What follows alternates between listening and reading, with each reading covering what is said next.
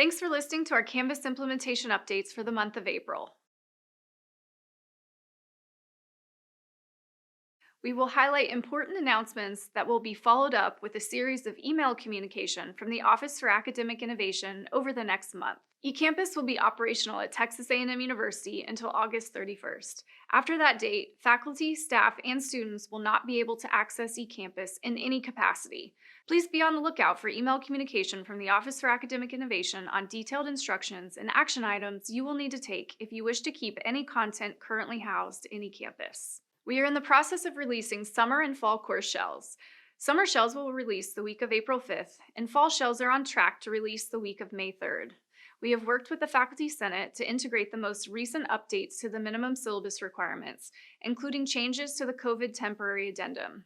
We have also created a new page on LMS.TAMU.EDU that is designed to be a comprehensive guide to managing your course in Canvas. We encourage you to visit this page frequently. It contains timely reminders that will be updated with important dates and deadlines, a detailed explanation of the different types of course shells in Canvas, as well as a step-by-step guide for using Orca to combine course sections and add individuals into additional roles in your course. I'll highlight one important section on this page that contains deadlines for merging course sections for the summer 1, 2, and 10-week terms, as well as the fall term. There are 2 deadlines associated with each term. The first is the last date that instructors of record can combine sections using the self-service option in Orca. The second date is the final date that the Office for Academic Innovation can accept requests to merge course sections ahead of a given term. When course sections are merged after students interact with the course, those interactions are lost and cannot be recovered. For this reason, we will not merge courses after the second deadline, which will always fall before the start of the term to ensure student data is not lost. We appreciate your understanding as we need to maintain the sequence of dates, and we can support your merge request needs ahead of the start of the term. We are finalizing a list of typologies for non-academic courses in Canvas. There was a small group who were provisioned course shells to articulate potential non-academic use cases for Canvas. We have studied these use cases to be able to categorize non-academic uses of Canvas under several general categories. Our next step is to define the technical parameters for each of these categories, including how participants are enrolled and how enrollments are maintained, as well as the relationship of non-academic courses to Texas A&M term dates, since Canvas is date-driven.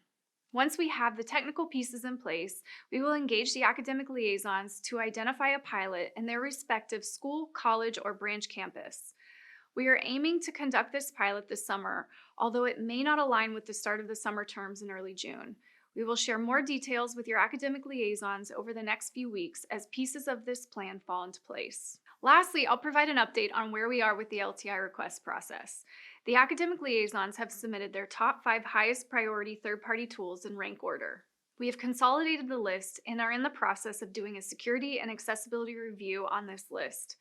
In parallel, the LMS Advisory Committee is in the process of refining an evaluation rubric to assess the teaching and learning efficacy and impacts on third-party tools.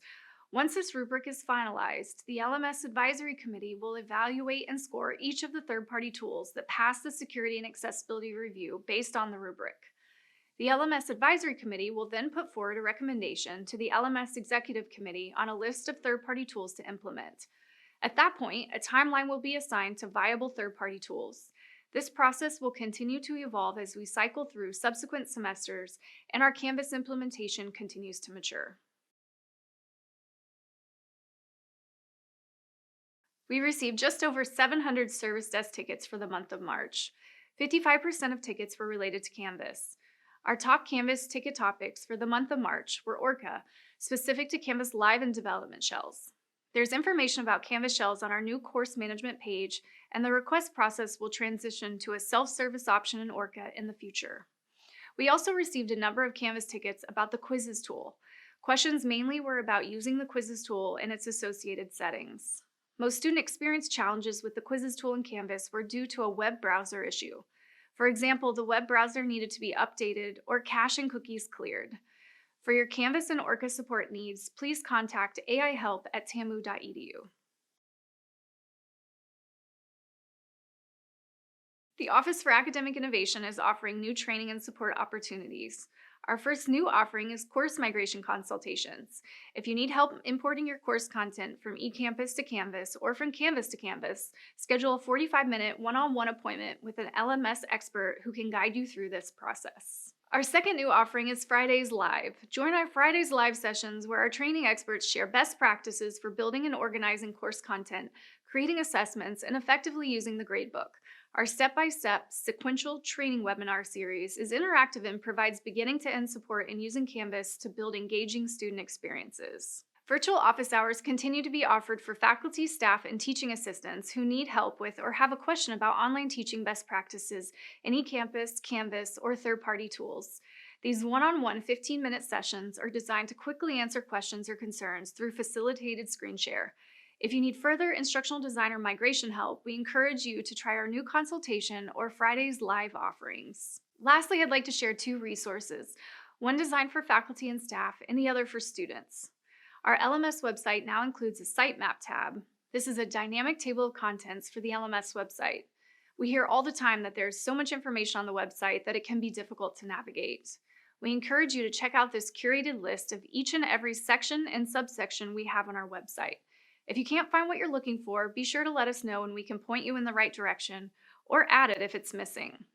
And at the request of several student leaders on campus, we have produced a student-facing video that outlines the transition to Canvas at Texas A&M University.